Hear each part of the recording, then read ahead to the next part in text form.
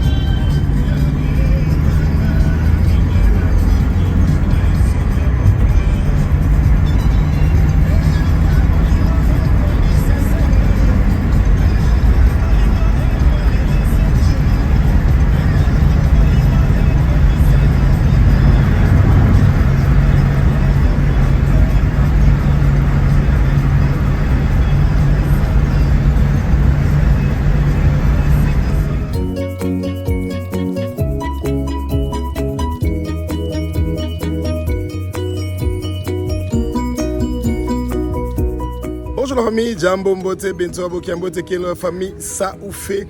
Aujourd'hui, nous allons parler de quand vous êtes à Kinshasa et que vous voulez partir visiter Congo-Brazzaville. Alors, je vais déjà vous prévenir en avance, c'est un parcours de combattants. Surtout quand vous n'avez pas la nationalité congolaise et que vous êtes à Kinshasa et que vous voulez partir pour visiter Congo-Brazza et de retourner à Kinshasa. Alors là, soyez préparés à voir beaucoup de bonnes choses. Et ben, c'est juste un petit trajet de 15 minutes avec le canot rapide et vous quittez donc Kinshasa pour partir jusqu'à Brazzaville. Ça paraît un tout petit trajet de 15 minutes, mais je vous assure que ça peut être un très long trajet. Et ben, j'étais très étonné de voir que ça nous prend carrément une demi-journée pour quitter Kinshasa et partir jusqu'au Congo-Brazza. C'est qui est une chose qui est très bizarre et inconcevable. D'abord, ça commence quand vous avez une nationalité européenne. Vous êtes obligé de partir, quand vous êtes à Kinshasa, à l'ambassade de Congo-Brazzaville pour demander un visa. Le visa, vous ne pouvez pas l'obtenir sur place, donc au beach de Brazzaville. Vous devez l'obtenir à Kinshasa, à l'ambassade de Congo-Brazzaville. Ce visa-là coûte $90, la famille. Voilà. Et votre aventure ne fait que commencer pour les dépenses de dollars. Alors, vous avez votre visa de 90 $.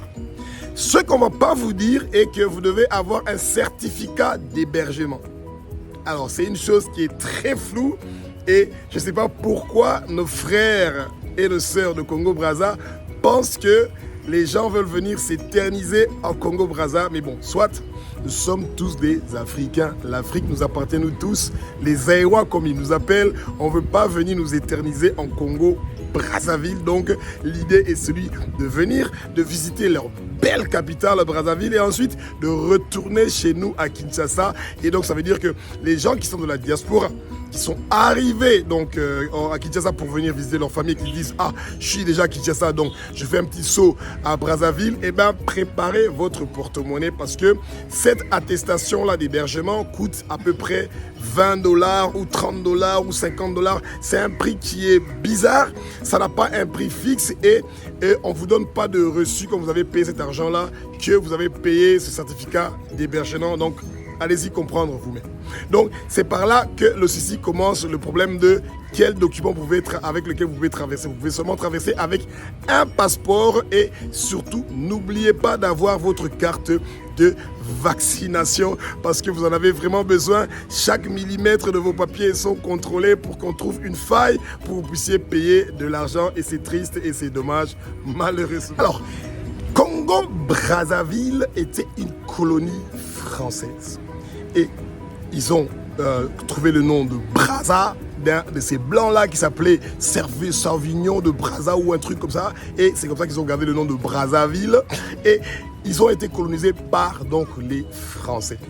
Et Congo-Brazzaville est petit par rapport donc au Grand Congo parce que nous avons été colonisés par Banoko, les Belges, qui nous ont donc colonisés et donc nous avons Congo-Kinshasa, c'est pour nous les Chinois, que les gens de Brazzaville nous appellent les Zaïrois. Pourquoi ils nous appellent Zaïrois? J'ai jamais compris de c'est quoi ce phénomène-là au juste. Alors, le problème qui a toujours existé entre Congo-Brazzaville et Congo-Kinshasa est que souvent quand les politiciens congolais de Kinshasa ont des difficultés, ils partent se réfugier en Congo-Brazza. Et quand il y a des politiciens de Congo-Brazza qui ont des problèmes, ils viennent se réfugier en Congo-Kinshasa.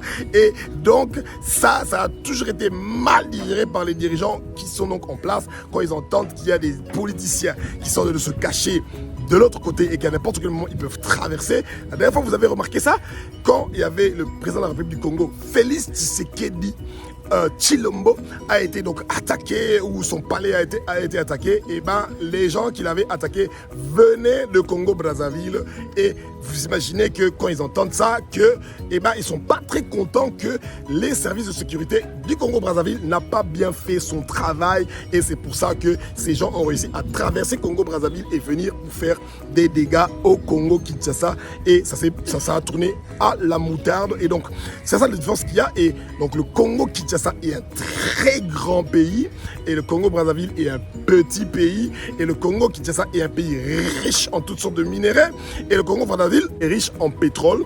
Et attention, le pétrole qu'il y a à Pointe-Noire ou au Congo-Brazzaville, le Congo aussi, on a le pétrole. Seulement nous, on n'a pas encore commencé à exploiter ça parce que nous, on veut seulement trouver des investisseurs qui vont remplir nos poches et pas changer et transformer le pays. Alors c'est ça le problème qu'il y a au Congo. Quand il y a des investisseurs qui veulent venir, ils sont vite découragés parce que les gens veulent mettre l'argent dans leur poche au lieu de mettre ça dans le projet et au service. Et quand ils viennent avec une proposition pour investir, on leur demande d'abord combien va entrer dans ma poche. Et ça, c'est très mauvais, la corruption. C'est mauvais.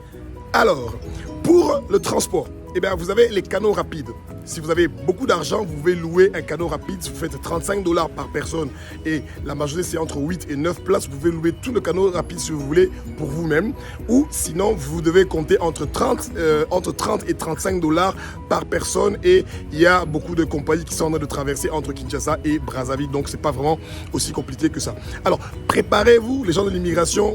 sont un peu embêtants, je dois dire déjà, à partir déjà de Kinshasa.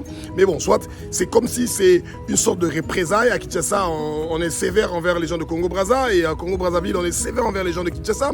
Et je ne sais pas pourquoi on n'a pas de l'amour entre nous. Pourtant, nous sommes tous des Africains, des créatures de Dieu, et on devrait s'aimer entre nous, et on devrait s'entraider entre nous. Mais malheureusement, ce n'est pas du tout le cas. Et ensuite, quand vous avez fini avec les problèmes des papiers, et l'immigration, etc. Rassurez-vous que vous avez eu le cachet et vous entrez donc dans votre canot rapide, vous portez votre gilet et vous avez 15 petites minutes sur le fleuve Congo et c'est un voyage merveilleux, la famille, vous n'avez aucune idée. C'est tellement beau, c'est vraiment merveilleux, le fleuve Congo est trop beau. C'est vraiment, c'est de l'eau qui est brun avec des petits algues verts, la nature, vous sentez la fraîcheur et c'est vraiment écologique, il n'y a pas de pollution, c'est merveilleux. C'est vraiment fantastique de faire cette traversée-là. C'est dommage que ça dure seulement 15 minutes, mais bon, soit. Et ensuite, vous arrivez à Brazzaville et quand vous êtes arrivé à Brazzaville, et ben là, quand vous êtes Congolais de Kinshasa, où vous avez une nationalité étrangère, la galère commence. Vous pouvez passer des heures à l'immigration de Congo-Brazzaville. Soyez patient et surtout, mettez de l'eau dans votre bouche. N'ouvrez pas votre bouche pour faire le têtu, les banapoto, les djika. Ça ne marche pas là-bas. On peut vous mettre dans le prochain canot rapide. Vous rentrez à Kinshasa, d'où vous venez, et vous ne voulez pas avoir cette histoire-là. Bien aimé, vous savez, Brazzaville, c'est tellement beau. Il y a des bonnes choses à voir là-bas et c'est vraiment une ville qui est géniale. Et c'est propre, c'est bien. Et cette patience-là de ces heures que vous passez au beach pour être patient, ça vaut absolument le coup parce qu'ils sont juste à 15 minutes de bateau de Kinshasa, mais c'est des bonnes choses que vous allez voir et vous allez vraiment être surpris de voir les bonnes choses que vous pouvez rencontrer donc à Brazzaville. Et donc, soyez patient à l'immigration que vous puissiez donc traverser. Et donc, on va vous demander donc le visa. Si c'est congolais, vous n'avez pas besoin d'un visa, mais apparemment, il y a un document comme ça. J'ai même oublié déjà ça parce que j'avais des gens qui étaient en train d'arranger pour moi cette histoire-là. Et ensuite, il y a le certificat d'hébergement où on veut savoir c'est où que vous allez loger. Donc, vous devez réserver un hôtel 2 ans en avance et montrer ça, etc. Et ensuite, donc, vous traversez donc, donc le beach. Et il y a la première surprise que vous avez déjà est que vous pouvez prendre un taxi.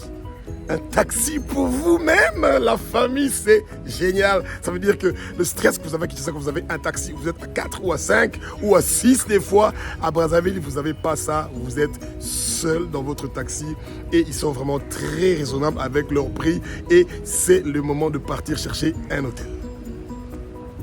Eh bien, bien aimé, l'hébergement à Brazzaville, c'est devenu un booming business. Vous pouvez chercher des Airbnb où il y a beaucoup de possibilités de où vous pouvez donc habiter donc à Brazzaville.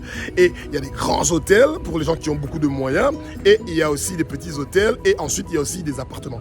Moi, si j'étais vous, il y a beaucoup de gens qui ont construit des appartements où vous avez aussi une petite cuisine. Donc, si vous savez, vous avez par exemple une petite semaine à Brazzaville, je pense que c'est bien d'avoir un appartement où il y a une cuisine où vous pouvez préparer donc de la nourriture.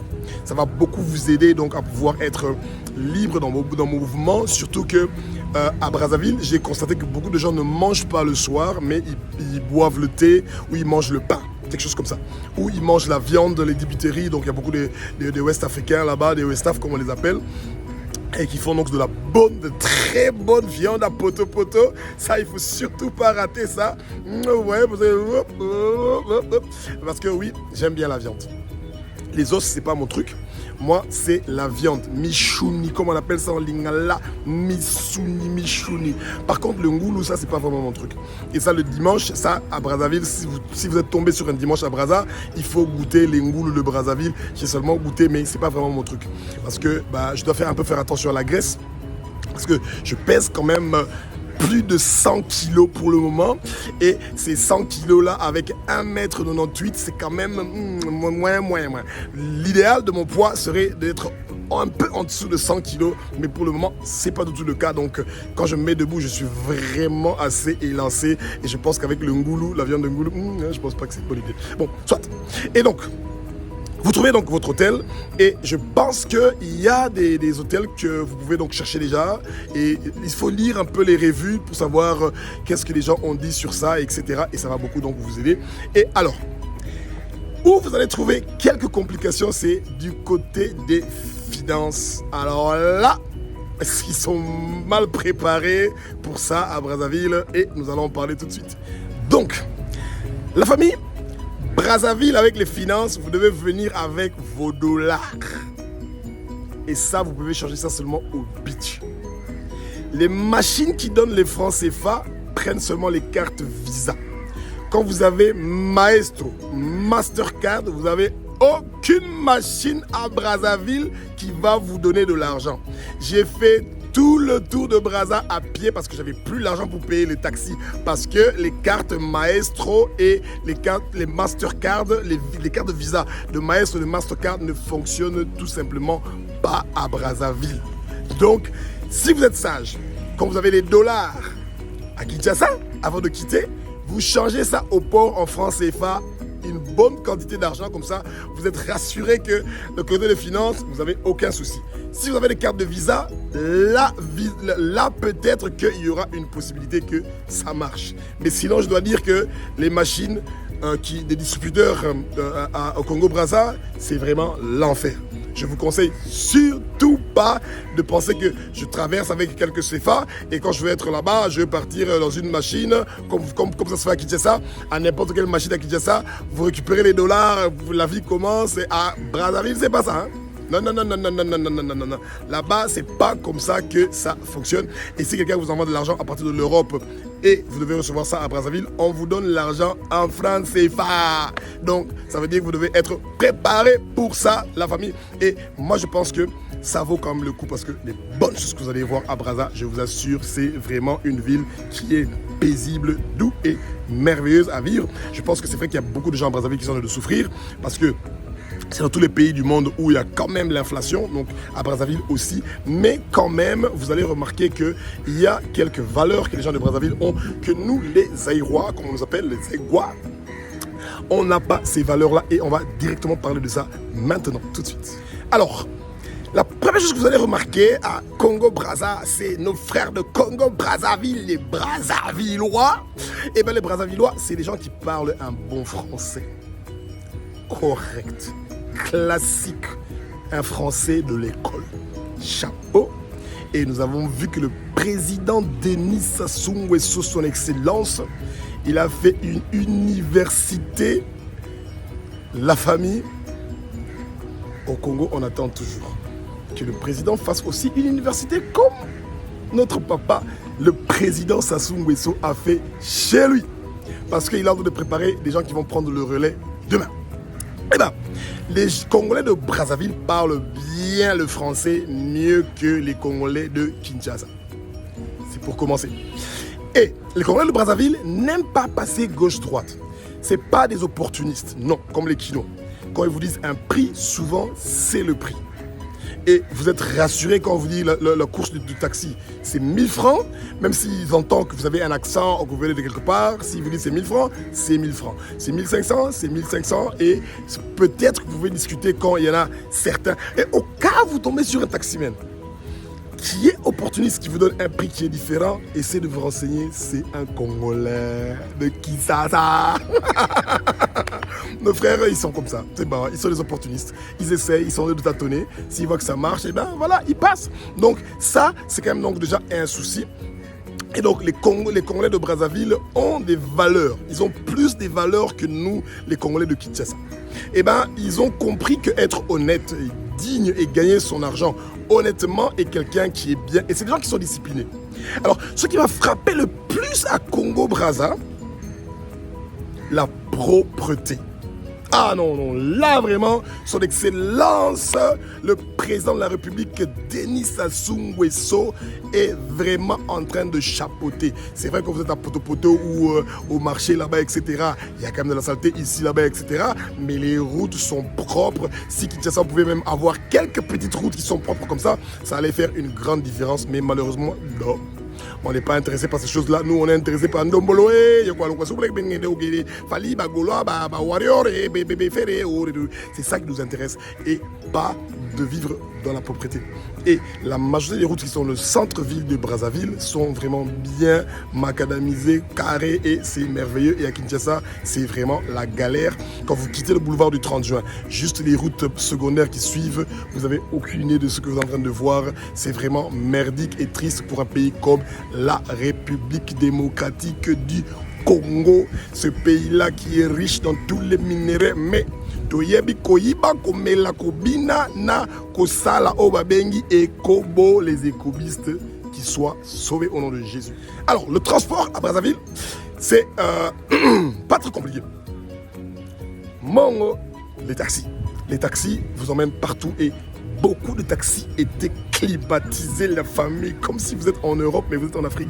Quand vous voyez seulement une voiture vert blanc, et ben souvent c'est des taxis et ils sont très amicales et certains ont des climatiseurs, et avec la chaleur qu'il y a de temps en temps en Afrique, ça peut vous aider de passer quelques minutes pour arriver frais, avec la fraîcheur dans votre rendez-vous quand vous allez partir pour aller discuter les affaires. Faire le business avec les gens du Congo-Brazzaville, et vous devez être quelqu'un qui ne le fait pas perdre beaucoup de temps. C'est des gens qui sont très carrés. Ils aiment que vous respectez l'heure du rendez-vous parce qu'ils aiment être comme les Français. Les Français, ouais, eux, quand il pleut, quand il neige à Paris, eh ben, il y a la pluie à Brazzaville. Donc vous devez comprendre ça, que c'est très important, que ces gens ont une autre mentalité par rapport aux Quinois, qui n'ont pas la notion de l'heure, qui n'ont pas la notion du temps et qui sont des opportunistes.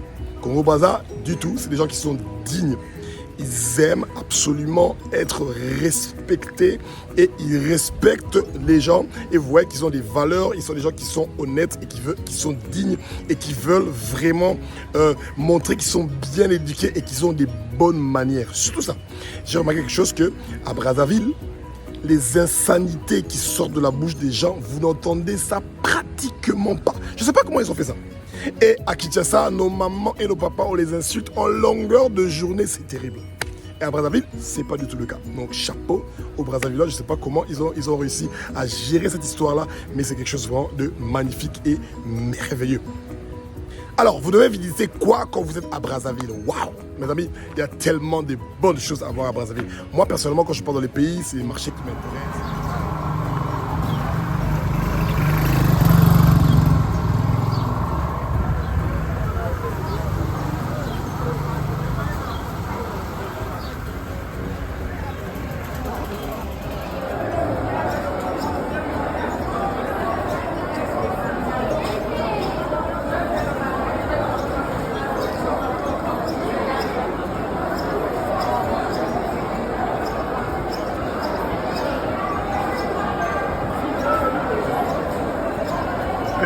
Et ensuite, je pars dans les quartiers où les gens ne sont pas trop en ville. Donc, c'est ça qui m'intéresse, de m'approcher du citoyen, de voir le citoyen, comment il vit, et de comprendre comment le citoyen est en train de vivre. C'est ça les histoires qui m'intéressent.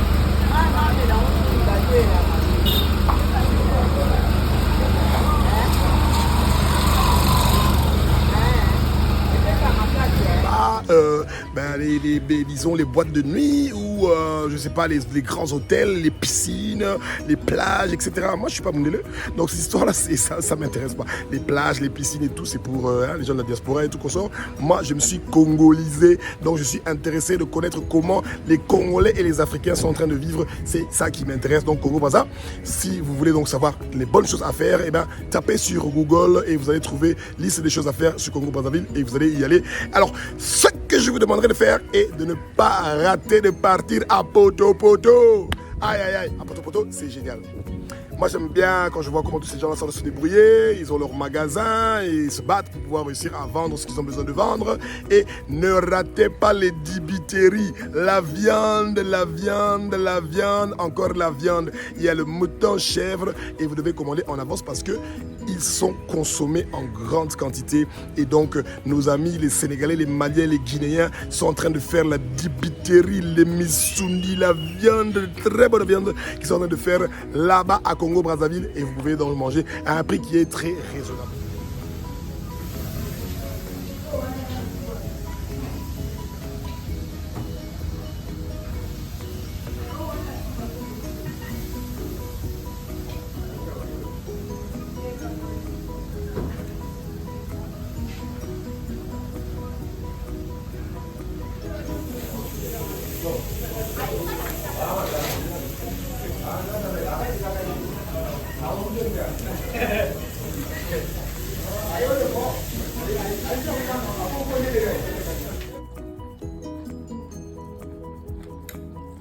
Et une autre chose que j'ai remarqué au Congo-Brazzaville, pour moi, qui ça m'intéresse, c'est les tissus avec des motifs africains, les tissus art, etc.